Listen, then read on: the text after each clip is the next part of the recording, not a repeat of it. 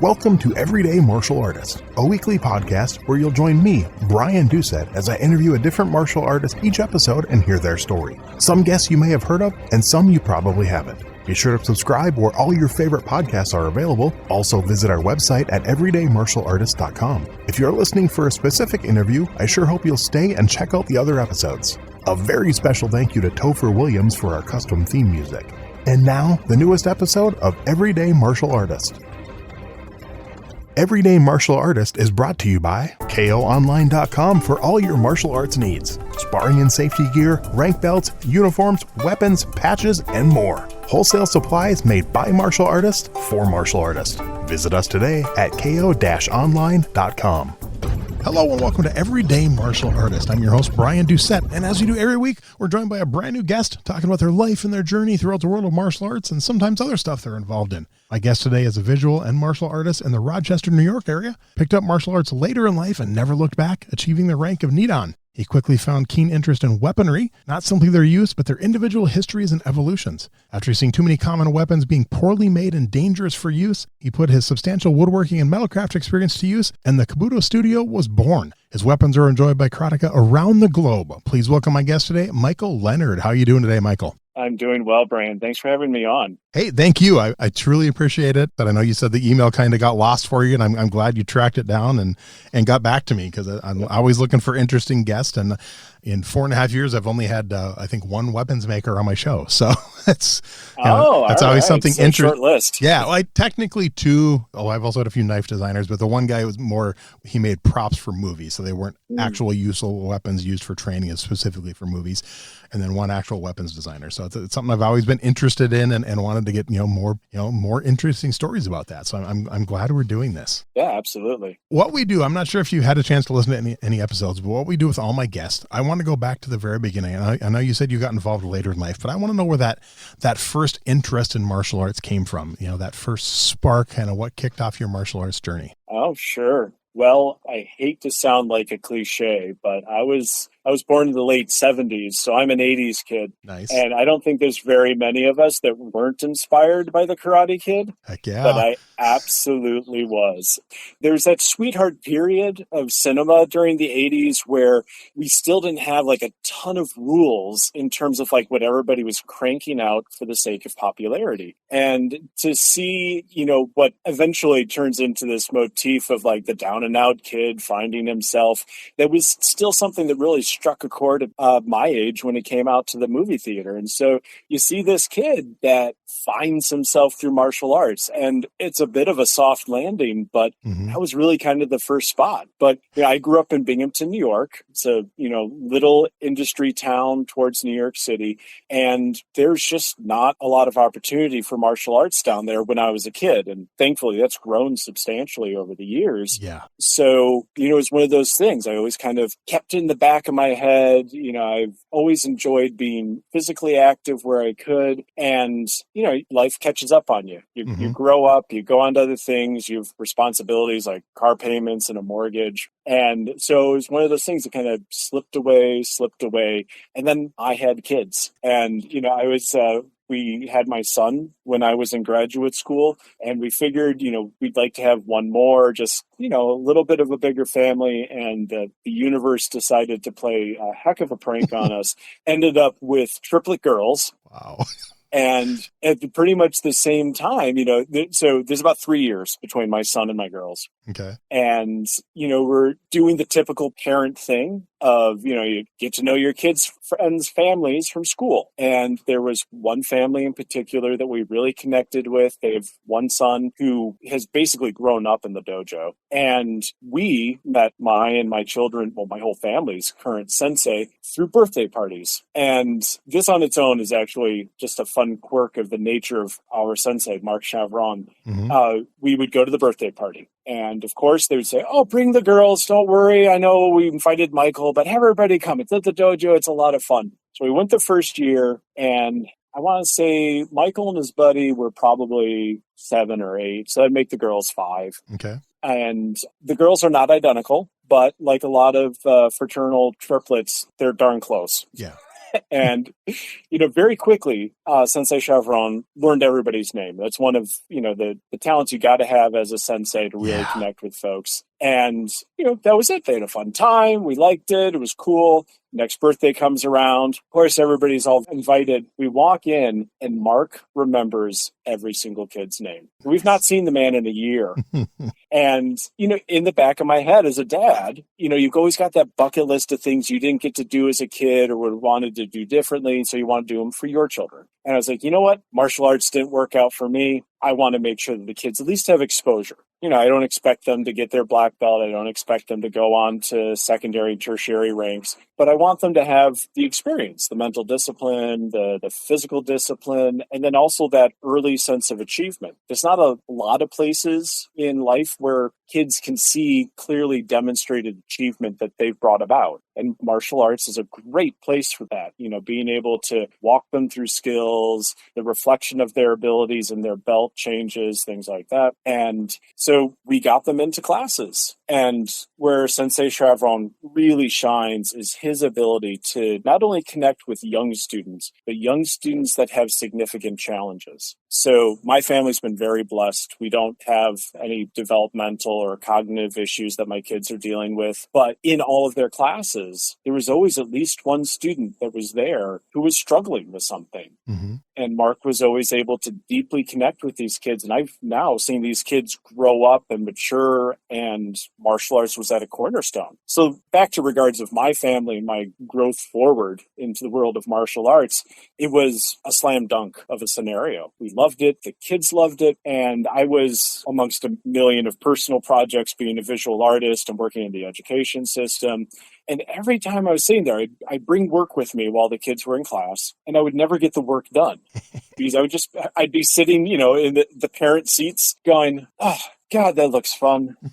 Man, I wish I could do that. And all these thoughts rattling around in my head. And for me, personally, one of the biggest caveats was in high school, I was actually a pole vaulter. That was my varsity sport. Oh, cool. And I had a bad fall during competition and did significant damage to my spine. So in this lifelong mix, I went from being a varsity athlete, setting a couple records for myself, and then as I got older and more academic and less physically motivated, the back injury got worse and worse. So I had made the poor assumption that I'm done. This is on the list of things I can't do. Yeah. And so here I am, all these things are banging around in my head. And it's like, oh, I really want to do this. I really want to do it. And one day my wife just looks at me and goes, just ask your doctor. Like, why haven't you asked? I was like, well, because I know. She's like, you don't know. That's why you go to a doctor. It's like, okay, I'll ask. You're a guy, come on. Right, exactly. Come on, right? Doctors. That's right. And so, I held out all the way to an annual visit with my back doctor. And he looks at me and goes, why wouldn't you do it? It's like, I don't know, there's like kicking and stuff. It's like, no, you don't get this.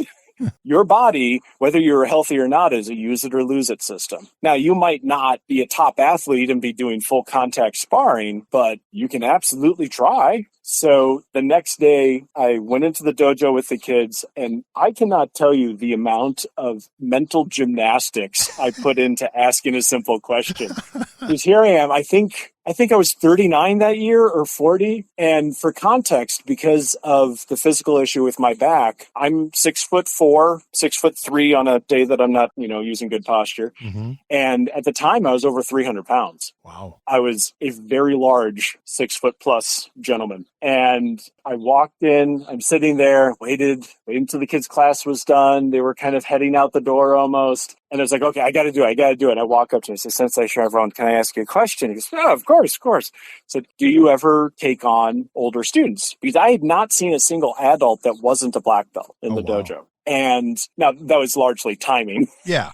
But, so he's like, oh, yeah, absolutely. So, but I have to tell you, I've got a back injury. I really don't know what I can do. And he looked at me and he said, look, learning is one thing, rank is another thing. The only goal in karate is to walk out my door in better shape than you walked in my door. You don't have to get anything perfect. You don't have to excel. You just need to come in one way and leave the tiniest bit better. And that was like a light bulb moment for me. Mm-hmm. So, he immediately went into his back room, found a gi that would fit me, which now, thankfully, looks a bit like a tent if I were to put it on. And I was at the dojo every single day he's open, all 5 days a week. Nice. I had to be either brutally injured or on death's door with the flu or something to not show up. And it was probably one of the more liberating and energizing things I've ever taken on. Wow. And I've had the fortune of a really wonderful life. Mm-hmm. I mean, my wife is absolutely my best friend on the face of the planet. I got to attend wonderful schools. I learned the values of working hard to get you through those schools and to pursue dreams. And this stood out so uniquely because he and the other sensei that were teaching at the time were all so universally focused on that basic tenet of achievement is not important. Just leaving better than how you arrived is all that truly matters. Yeah. And that's really, for a very large nutshell, mm-hmm. what launched me from, gosh, I wish I'd done this as a kid, and basically didn't because of lack of access, to it is a staple component of everyday life in our household now. And I could not possibly be more happy. I even recently had the opportunity to travel to Okinawa, the birthplace of Isshinryu Karate, and study with masters there and a whole slew of people, because the whole community there is just open arms with exactly the same mentality. Mm-hmm. Wow. So I got to ask then, so you, like I said, was interested since you were a kid, you watched your kids do it, you worked up the courage to try it yourself.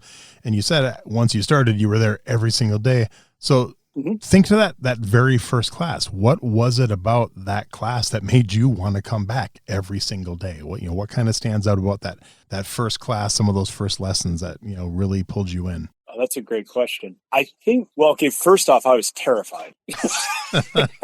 Yeah.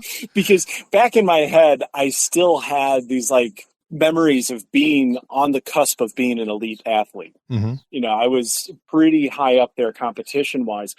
And I walked in and let's see here, trying to remember, there's a whole slew of people I haven't seen for a while. So there were at least 4 black belts in the class of students. Okay. There was a blue belt and a purple belt, and then me, the white belt. Oh, wow. So actually, I wasn't even a white belt because you don't enter with a belt on your first class. Yeah. You're awarded your belt. And so there I am in my karate PJs because I've never worn all white in my entire life up until that point. And standing at the end, I don't even know how to bow in. And the thing, so getting directly to your question, mm-hmm. the thing that really made me come back, the thing that slapped me in the face, this is for you kind of thought, is that I got absolutely everything wrong that day. And all 3 of the teaching sensei there could not wait for me to come back the next day. Nice. I have never found a group of people that without any need or responsibility or onus put on them actively choose every single time to hold people up. Yeah. We're surrounded by so much negativity and so many things, whether it be social media or people's opinions or whatever, telling us do this, don't do that, behave this way, buy this thing. And to be able to walk into an environment where I had to take on the humility of knowing nothing and being a student again, and then to have every single person there who was teaching me hold me up in a way that I never expected. Yeah. That's what made me realize that I had found a secondary home. It was absolutely incredible. That's cool. And I got to go back to your first one is same thing with me, Karate Kid. I mean, I'm an 80s. I was born in 74, yep. So I'm probably a few years older than you, but yeah, same thing. June 1984, opening night of the movie theater. And when we were walking out of the movie theater, a local Tung Sido school was in the lobby handing out free passes. That's what launched my martial arts journey. So it's like legit, like Very the cool. night, I think it was 2 days after the movie opened, it was in my first class. So yeah, Yeah. it's kind of funny. I talked to people, a good number of people who grew up in the 80s, it was the Karate Kid. A good number of people who grew up in the 70s, it was Bruce Lee. Obviously people from like the 90s, it was like W. Macy Masters, Power Rangers, Ninja Turtles, and a lot more there. So yeah, Absolutely. yeah, it's kind of had those trends every like decade or so. That kind of pushed it. Obviously, a lot of people do was the UFC. Older people probably with the UFC in the 90s, but so yeah. Sure. So at any point then, did you, with you being a former like high school athlete and stuff and used to come, did you ever get involved in the competition side of martial arts? Was that not an interest at all?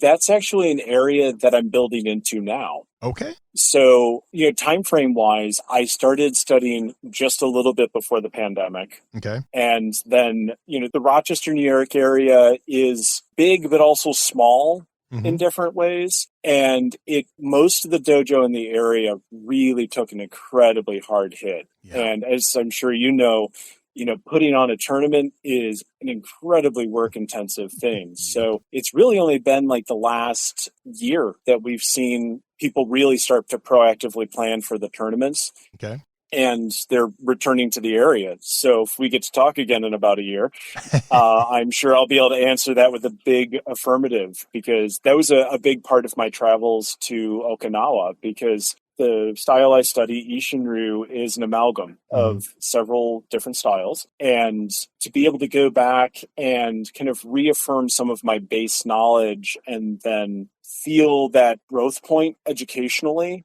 is put me in a better spot to feel that I can go into like a multi-style open tournament and actually compete. Because the other thing is always in the back of my head is, I'm in my late 40s, I have back injuries, I have the knees of a late 40-year-old. So there's different components that, not that they stand in the way, but the things that you have to kind of weigh when you go in. I mean, it is a combat sport. We can't necessarily get away from that component.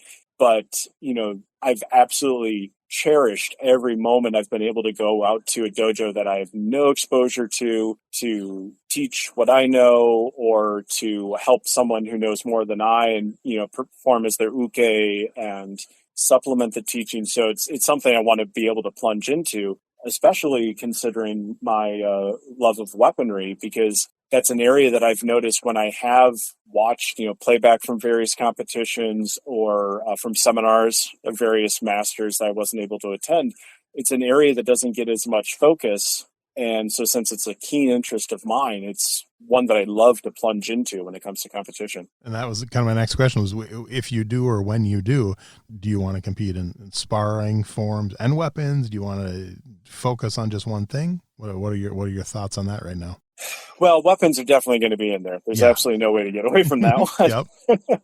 Forms, absolutely, for sure. I mean, having my second rank is Nidan, the big push that comes between second and third rank is not just extending your knowledge, but extending your knowledge in a manner that you're able to introduce additional interpretation, because you need to be adding to the wealth of knowledge. And as ultimate as some people tend to be about interpretation and the bunkai behind kata or just simplified forms, these are things that rose up from life circumstance. And so, yes, while it's a little bit hard to argue that a reverse punch is little more than a reverse punch, when you're distilling things down for one of your own students or even within your own practice, this stage is one that I'm finding incredibly interesting, because now I'm neck deep in the histories. I've had the wonderful opportunity of studying under a number of people and learning their interpretations.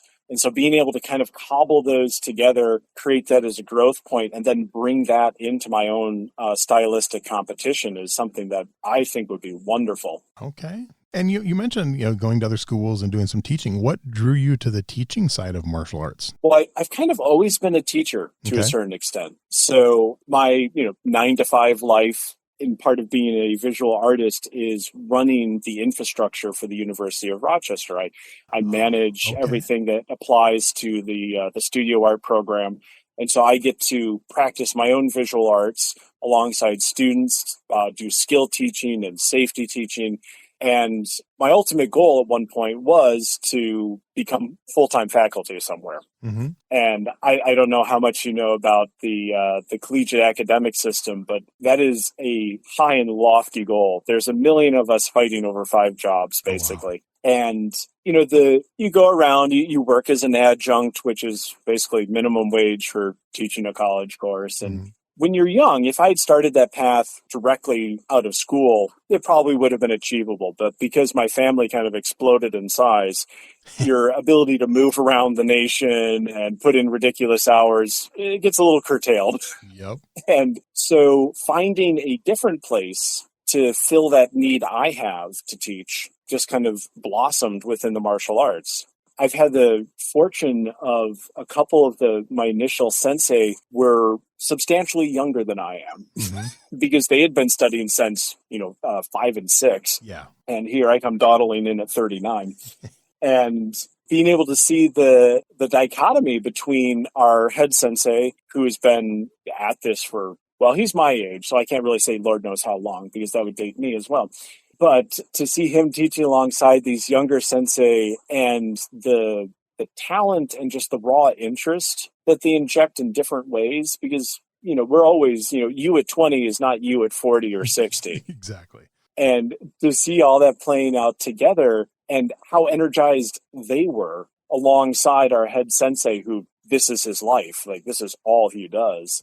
Also really fed into that quite a bit. And so, as I achieved, actually before achieving my first black belt rank, he had me teaching alongside him. He said, you've got a solid way of distilling information. It's like, let's start working with the kiddos and then let's start working with the older ones. And it was really, really nice to be able to find a place where that personal drive, wanting to teach, wanting to bring people up and aid them in their own journey, it transitioned from the collegiate classroom over to the notably smaller and thankfully much more personal one of the dojo. And I haven't really looked back. So any interest in there of possibly opening your own school someday? Oh, gosh. Never thought of that one. I think I'm very comfortable right now being an armorer and making the weapons for people, but it's not a door I would ever close. It's just one I've never considered up until now. Okay. But there's, we're fortunate in the Rochester area that even as much as the martial arts community shrunk due to the pandemic and the restrictions that are put on businesses, we have a wonderfully rich history because of the number of armed forces individuals who were stationed in Okinawa and then came back. Okay. And they actually created much of the foundation that we have regionally for our teachers. So maybe, who knows? I've never say never. Huge backlog of people to learn from though at the time. Yeah. Cool. Well, and speaking of that, have you done any interest in cross-training other styles? Very much so. Okay. I've actually been putting some very serious thought into diverting a little bit into Kung Fu. Nice.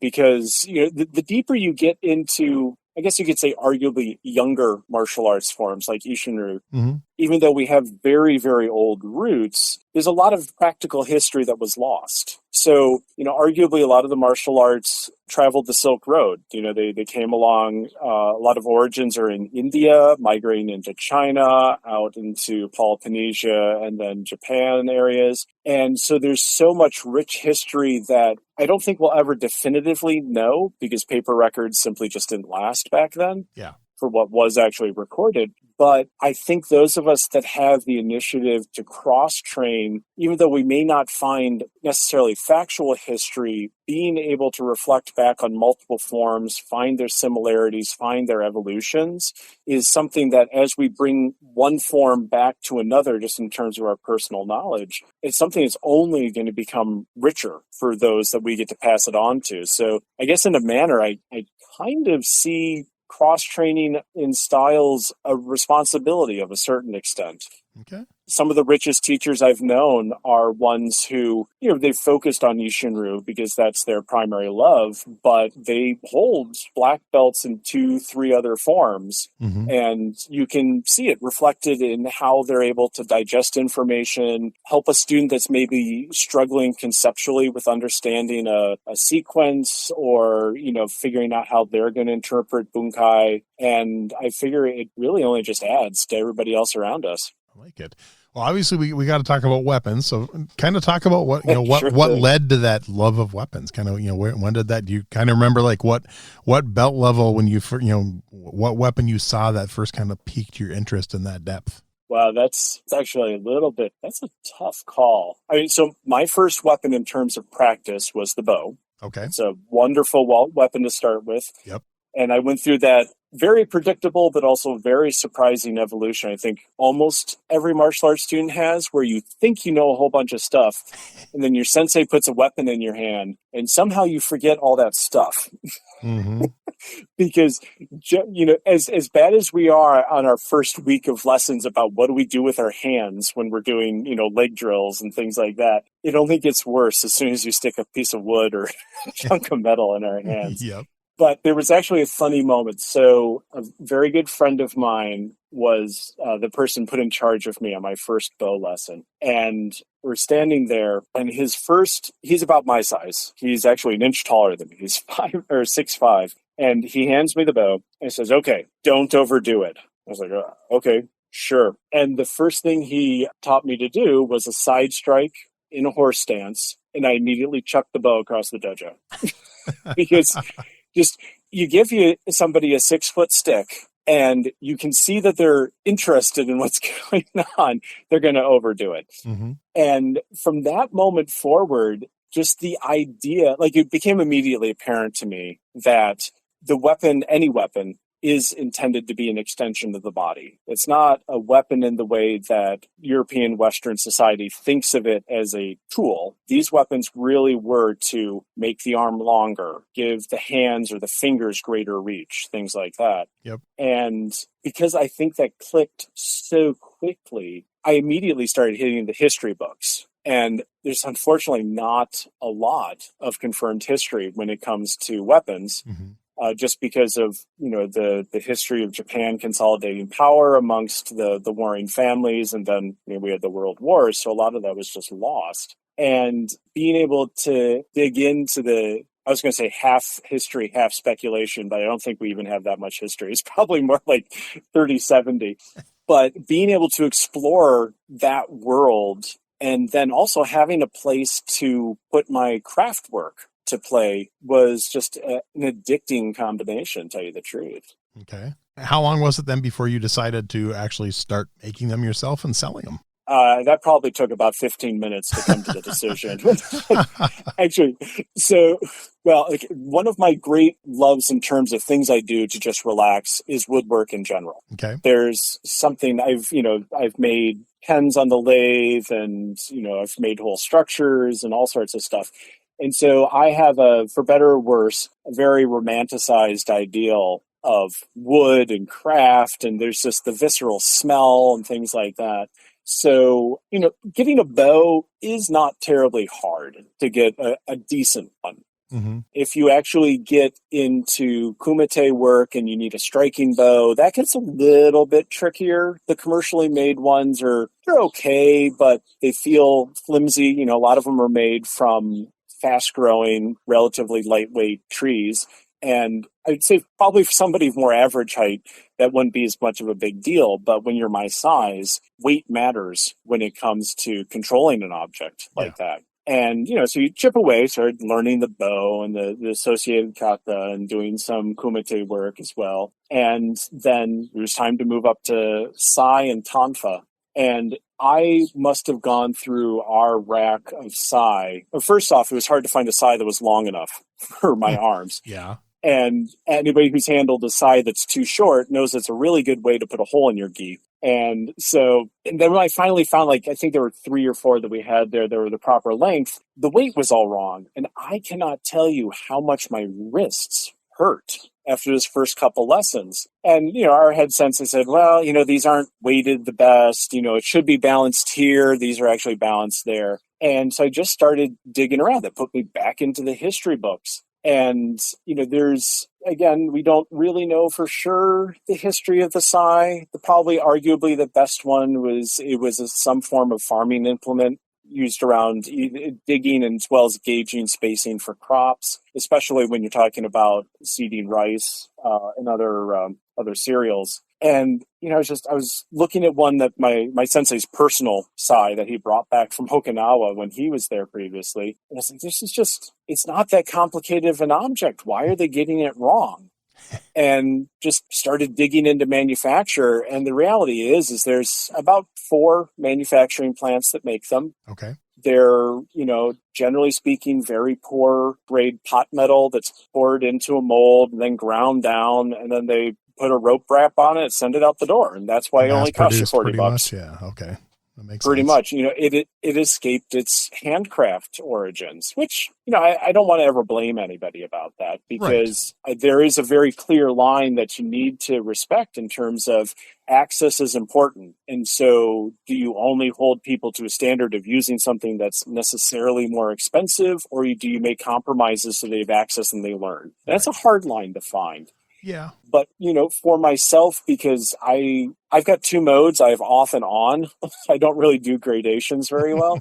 And so to be, working out with a pair of poorly weighted sai, it didn't matter how long I was studying. It's just my wrists weren't strong enough to counteract that, tip heavy sai. And I was like, okay, that's it. I'm making a pair. And I went through a lot of iterations.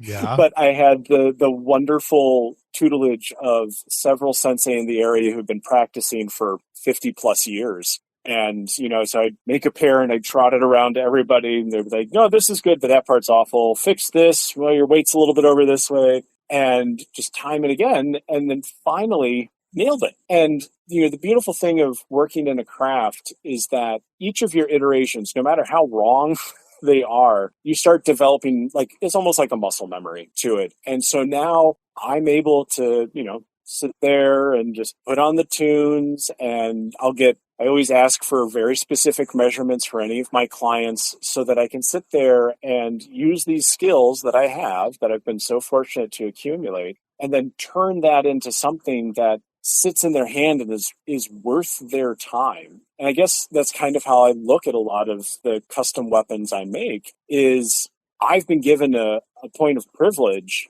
to enhance someone's martial arts practice, and to have them hold my craft in that level of regard because I saw a problem and then decided I was going to fix it for myself. And then realized, hey, there's probably other people that would love to have this fixed too. Nice. It has a very, very deep reward to it. Mm-hmm. And I'm looking on your website now. You do sai, nunchuck, and tonfa. Have you ever done other weapons that you've sold and decided that wasn't worth it or didn't want to do it? And is there any that you want to possibly add in the future? Well, I am actually working on adding teke to my list. I've had several requests in very quick succession. I was very surprised. And then actually, funny enough, this morning I was working on revising how my bow jig will work. So a staff is a very interesting thing to try and make. It seems very simple on the outset. It's a stick.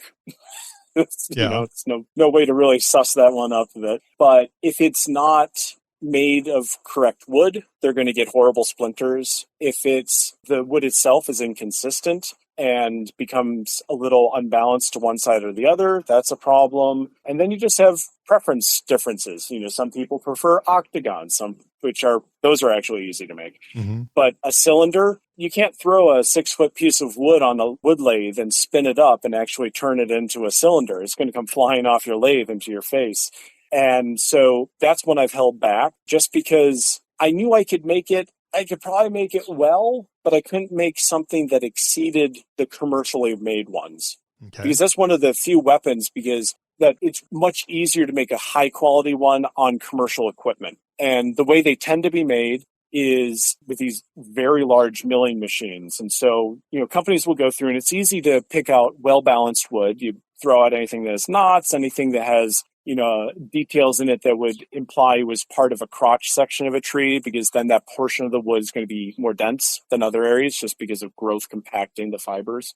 And, they send it through and it's got this very, very high powered cutting head that just turns out a cylinder or turns out a taper. And so I'm pretty sure, actually, as of this morning, funny enough, I finally cracked what the handcraft method of it would be, because I could drop $10,000 on one of these milling machines and just crank out bow day after day. I mean, and it's not hard. And that's part of why you're actually able to get a fairly high quality bow for $45, $50. Yep. But my personal goal in terms of why I do this, I mean, it really is more a passion project than it is actually a business per se, is I want to be able to hand someone the best bow they've ever handled. And, if I can see that same satisfaction when I hand them a bow versus a pair of nunchaku or a sai, then I know I've hit my mark. That's cool. Yeah, I'm just looking through your site. When I was younger, my favorite weapon was nunchuck. And as I gotten older, my favorite weapon became tonfa. Oh, the tonfa is just wonderful. I love it.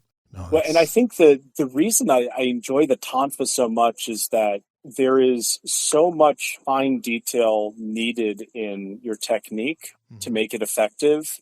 And as you hit those marks, it's very evident. Yeah. Whereas, the sai, yes, the sai has to be handled very particularly, if nothing else, to not injure yourself. Yeah.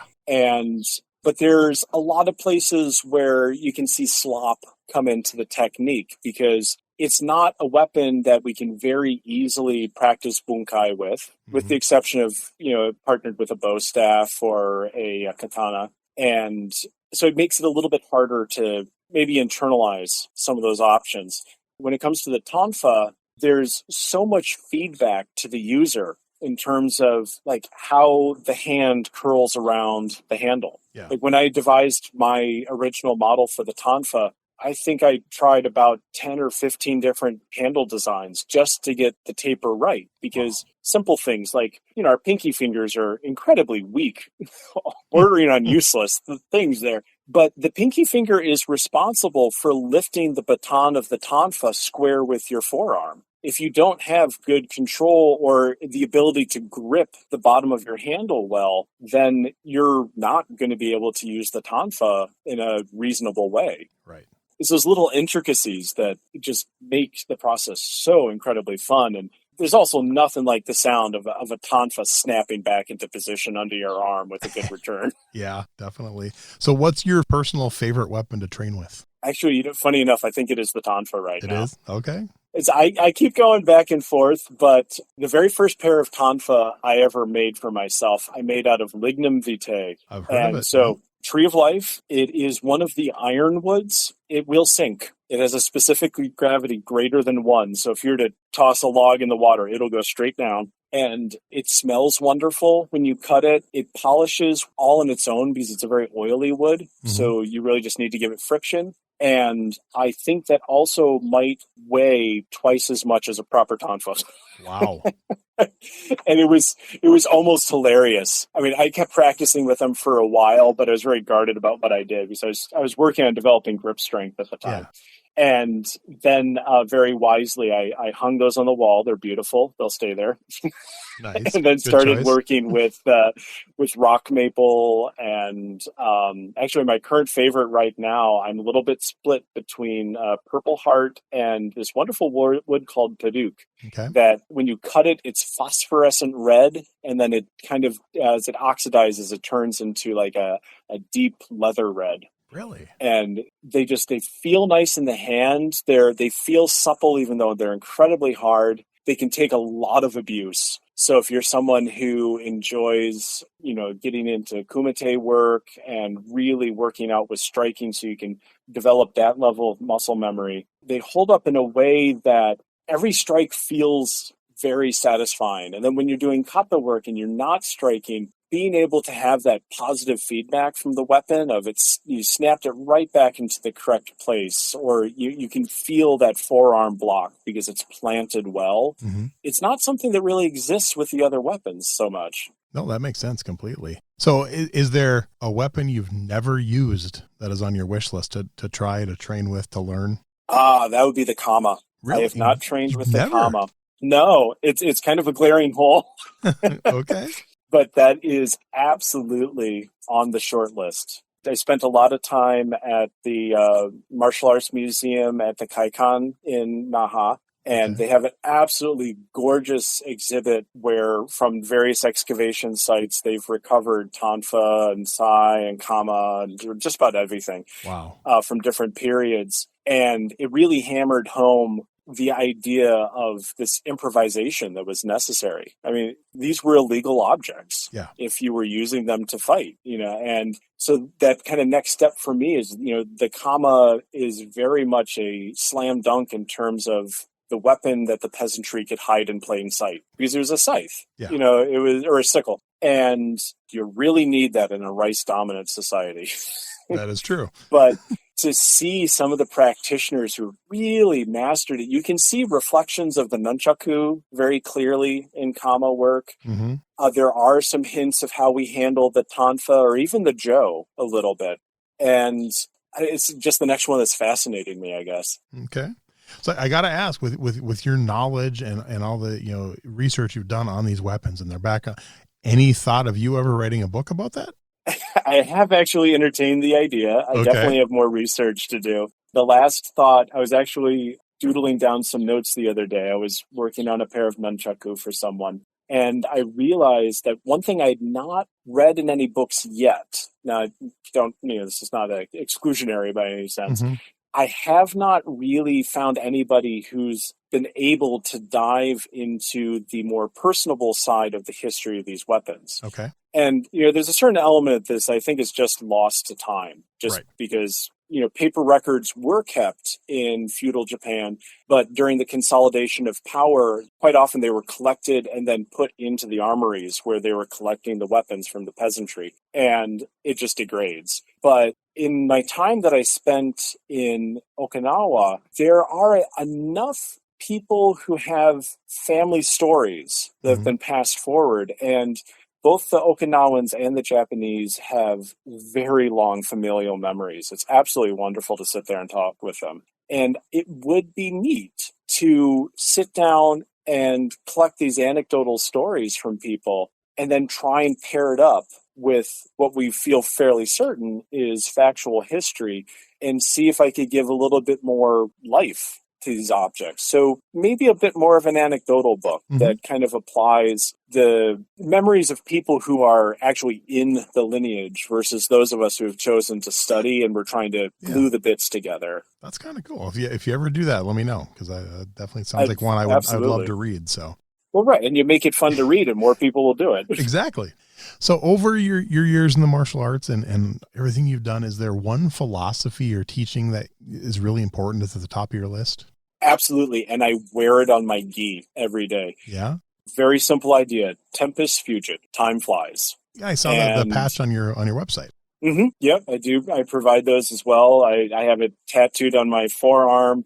Nice. It was one of those things that came into sharp clarity as we started having a family. And then it became even more stark in my mind as I made the choice to jump into the martial arts. And so it's on the back of my gi, it's on my arm. And just that concept that not that you have to achieve something in particular, but I've never met a single person that as they were, wrestling with the idea of end of life ever went, I shouldn't have tried all that stuff. It was super boring. Right. Exactly. If people did that, it would be in movies and TV shows all over the place. Yeah. And all you ever hear is, I wish I had. And so, it's a thing that I try and instill with the students I teach. My kids and my wife wear the patch on their gi as well, mostly so people ask us about it, tell you the truth. Nice. Because being able to it's almost like giving permission to approach the idea of wonder. Okay. If you're not going to respect the passage of time, then life's going to pass you by.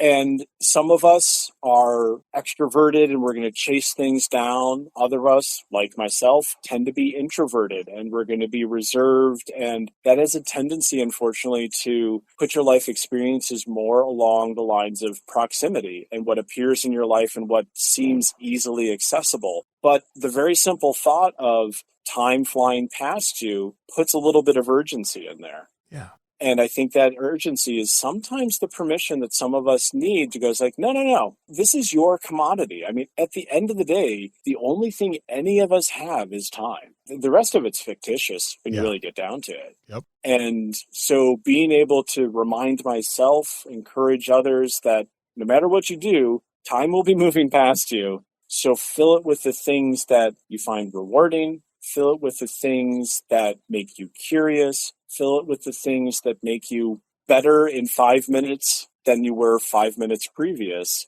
but get in there and do it. I like it. You can always go, well, that was a waste, and then try something different. Yep, exactly. How about a worst martial arts related injury? Have you had any injuries in the time you've been training? Oh, yeah. I got a good one for you. Okay. So I believe, actually, no, I know for certain I was a blue belt. Okay. I was getting ready for my formal tests to purple, and I was practicing Seiyun Chin. Okay. I don't know if you're familiar with the kata, but there is it's dominantly in the horse stance. It's a very low to the ground, very grounded kata. And there's a sequence of very strong, very deliberate down blocks. And the idea is these are kind of warding off potential grapples. And, one of the basic tenets in many martial arts, but especially so in Ishinryu, is that your blocks should be as effective as an attack. Because if you're able to block a kick or a punch and you can break that limb, the fight's over. Exactly. It doesn't matter that you didn't punch or kick. And apparently at that moment, I had really, really taken this to heart. And that imaginary assailant coming towards me must have been much bigger than I am.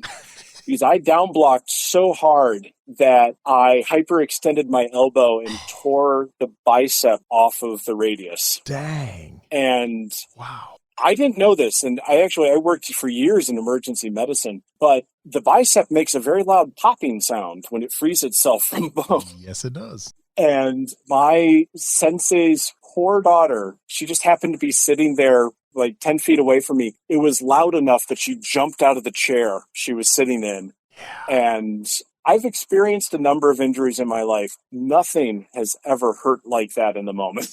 And the funny thing about a muscular tear like that is as soon as you stop moving, it actually stops hurting pretty fast until you dare move again. Yep. And so, my mentality of just like plowing in, it's like, okay, well, I'll just rub it. I'm a child of the 70s and the 80s. Rub some dirt in it. You're fine. Walk it off. That's right. And I went just like, okay, I'll do something easy as a warm up. And I just went to this open palm side block. And I saw Jesus, Allah, Buddha, and God all at the same time. I was in so much pain. Wow. That's a good one. So, wow. Okay. Yeah, that's my claim to fame. There's the younger students in our dojo who happened to be there because they were exiting the teen class as our adult class was getting going. Still like to bring it up on occasion. Wow. That's crazy. Okay. As a traditional martial artist, what are your thoughts on something like MMA and the UFC? Is that something you're a fan of? Yes and no. Okay. So I think the no side of it is actually anchored around some of the personalities that are popularized and allowed to kind of run free over things. Because I think that what gets lost is that these athletes aren't reflecting what we need our young athletes to see. Yeah, I agree. It's kind of like when Major League Baseball and Major League Football both put a really big push on player behavior because these people are heroes to kids and kids will emulate their heroes. Yeah, exactly. But that said, I think a lot of what we're seeing in combat sports, and especially the mixed martial arts, is a lot of innovation we're seeing people being able to get out of the old strictures that even just into the 80s and early 90s, there was this mentality of, you don't do that. Your style is X. You stay true to what you're taught. You stay true to the lineage. And there is a lot to be said for that from an educational standpoint. Yeah. But to ignore the fact that there is an entire universe of other martial arts and to see the way that some of these athletes are able to string it together. I was watching, I can't recall who it was. It was a bout that was about 6 months old, I think, at the time that I was watching it. Okay. And this little guy, he had to be 4 foot nothing, took down his opponent with what ended up being a flying armbar. And he more or less, I think it was like a dangling lunge punch he put out there, and his opponent tried to turn it into a grapple, and he basically ran up his thigh and then brought him down in a flying armbar. Nice. And I rewatched it about 5 times and going, that's the most fluid thing I have ever seen. And his opponent was just completely stunned. And you would never find that in a style-specific competition or even a mixed-style competition. But because we have this new space where the competitors are very clear on the risks, they're very clear on the training onus, and for the most part, they have immense respect for each other. Yeah. Being able to see this level of innovation and just pure athleticism is really remarkable. And then when that inspires kids, I mean, anything that inspires a kid today that isn't a 3 by 5 inch screen Yep. is wonderful. And I don't want to decry technology or anything. I enjoy it myself. Yeah. But I do think it's getting harder and harder for kids to identify their own inspiration points. And the mixed martial arts, I'm seeing more come out of it where kids are going, well, I'm not going to do that, but that looked really cool. So I want to learn about those cool things. And then to see them engaged on a level that clearly they didn't even realize they had yet is such a huge reward. So I think there is much, much more good in there than negative. And if the community around it grows and deepens and more of these athletes are understanding the role they have as a hero, as a figure for these kids to look up to, it's going to do quite a bit into bringing all sorts of people from all walks of life into the martial arts. I like it. All right. I got a few fun questions we used to wrap up the interview. So we were just talking about MMA. So let's say you decided you were going to step into the octagon. What's your walk-up song going to be? What music's playing as you're taking that walk to the cage? Oh, wow. That could have a couple different answers. Okay. Are you a fan of The Simpsons? Oh, yeah. I love The Simpsons. Okay. Well, so I could always go with Why Can't We Be Friends from when Homer fought Drederick Tatum. Nice. For the ironic walk-up. But let's see here. If I was being a serious competitor, you know what? It would probably have to be something from the Wu-Tang, because that's what our varsity pole vaulting team worked out to every single day. Because we were the big competition high school, so that's kind of in my blood. Okay, I like it. All right. Who are 3, 4, 5 names you'd put on your personal Mount Rushmore of martial arts? Oh, well, I mean, my dominant sensei, Mark Chavron, would absolutely have to be there. Nice. He has been such an anchor and source of encouragement. Sensei Andy Sloan is a person I've had a couple opportunities to train with, and he's currently in the Navy, so I don't get to train with him very often. But even with that severe distance, because I believe right now he's in the South Asia Sea, he is kept in touch and is still, even remotely, such a wonderful source of inspiration. Okay. Stylistically, Master Tatsu Shimabuku would have to be there. He's the person who codified and created Ishinryu and brought together the styles. Fourth one, I have an absolutely remarkable master, Kelly Sear. Okay. Shihan has shown such a remarkable talent for bringing in and encouraging people that you would never expect. Honestly, it took me years to convince my wife to join the dojo, and I am certain it was Master Sear who was the final bit. She keeps my kids engaged. She got my wife into the dojo with me. And then she is also very content to beat the crap out of me in sparring at a moment's notice. So there's a lot of respect there. Okay, nice. All right. How about a favorite martial arts book? Oh, Well, okay, I can't remember the author's name, but History of Japanese Weaponry Through the Consolidation is probably the best actually vetted resource out there. Ah, And it is written in such a wonderfully accessible manner that you could just sit down and read it as a novel okay. and really gain an appreciation for this lost lineage of weaponry. Nice. I'll have to add that to my list. All right. How about a favorite martial arts video game? Did you ever get into gaming? Oh my gosh, yes. I think it would have to be part of the Tekken series. Nice. I was a big, so the Super Nintendo came out, then we got Mortal Kombat and all that, and then in undergraduate, I got a Sega Dreamcast, and so it opened up the world of Tekken. And my roommate, who was in the graphic design school, and I was in the photo school, we definitely dropped our GPAs a little bit because of that video game. Nice. I got a few friends from college that did that. I remember my roommate and his two best friends went in together and bought a Sega. And I'm not exaggerating. I didn't see him for 8 days. He missed class. He didn't sleep in the door. I don't know where they were. I don't know if they ate anything, but literally 8 days they spent nonstop playing the Sega Genesis. So it was probably pizza and Mountain Dew. Pretty much, yeah. It was the 90s, so yeah, definitely. Maybe some Jolt back then, who knows? Yeah. Oh, yeah. Oh, gosh. Yeah, there you go. Nice. All right. How about a favorite martial arts TV show? Oh, okay. It's not really martial arts, but oh my gosh, I almost said Mick Jagger. MacGyver. Oh, dude, that's my all-time favorite show. Oh my gosh. I mean, he was just, there was absolutely everything an 80s kid wanted in that, But, yeah, there was a few episodes where he used martial arts, though. I remember that. Yeah, there were a handful of them, and I remember that just kind of like locked into my head. And come on, you can't get much better than cliche 80s TV shows. Yeah, I still watch that. I own the whole series on DVD. I carry a Swiss Army knife. I have an autographed picture of Richard Dean Anderson. Oh, nice. Yeah, absolutely. Cool. Absolutely. Wasn't a huge fan of the remake, but I love the original. No, that was really unfortunate, wasn't it? Yeah. But yeah, he had his couple little martial arts moments in there, and, the idea of his precision, I think it fits in very nicely. Agreed.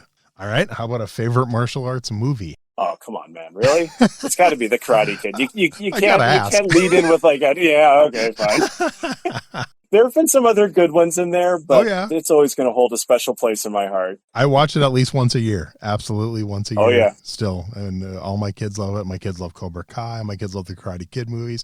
Now, did you see the new one? No, you know what? I haven't seen it yet. Guess I'm always worried it's going to spoil my memory of the first one. It won't do that. So, I mean, there's some good scenes. My biggest complaint was that it wasn't long enough. It was only like 90 minutes. Oh. It was only 90 minutes. Oh, wow. That is short. Yeah. Wow. Daniel doesn't come in until almost halfway through. Jackie Chan's almost non-existent until halfway through. And I wasn't a fan of the original Jackie Chan one anyway.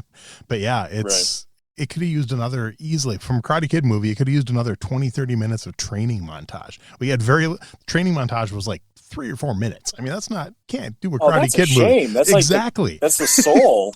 See? Yeah. So I'm hoping maybe they'll do like a director's cut when it comes out on DVD and have like an extra 20, 30 minutes of footage. Except it was good. There was so much potential with it. And it was just seriously. Yeah. So yeah, I was a little bummed about another one that really hit well with me is the Ip Man series. Oh, so good. So good. Those are just absolutely fantastic. Yeah. And really talk about something that shows off the concept of the elegance that is behind martial arts. Definitely.